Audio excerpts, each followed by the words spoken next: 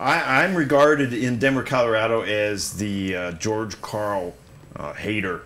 I don't hate George Karl, but I have watched him work for more than 30 years. When I was a very young beat guy covering the NBA, one of my first assignments was a game in Oakland when George Karl was the coach of the Golden State Warriors. And I heard him, after the game, backstab Ralph Sampson up one side, Ralph Sampson up one side and down the other. Ralph Sampson was a difficult player to get along with, much like DeMarcus Cousins is now.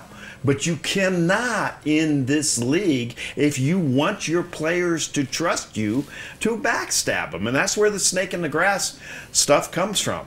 Ray Allen, who does have rings, and George, you don't have rings. Ray Allen has rings. One time I sat down and interviewed Ray Allen about something else entirely.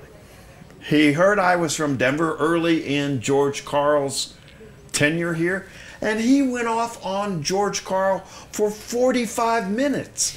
And George is a great basketball coach, but if the players, especially your star players, don't believe that the coach has his back, ain't gonna work out. It's not gonna work. You're not gonna win a championship, and that's my issue with George Karl. He's too high of maintenance. And do I think he's gonna get fired? I have no idea about that. Sooner or later, they all get fired. But George and DeMarcus aren't going to get along, and that was guaranteed from the moment George Karl walked in the door. We knew when he went there that wasn't going to work. Well, he did get along with Carmelo. He never even talked to Carmelo. He'd have assistant coaches talk to Carmelo. Right. So and I talked to Carmelo about George too, or more appropriately, Carmelo would come to talk to me about George.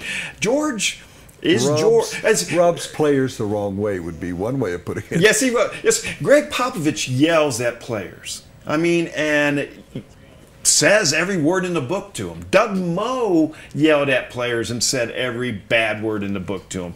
But at the end of the day, those players believe that Doug Moe or Greg Popovich was on their side. And sooner or later, players often believe that George Karl's about George Karl and not about the players.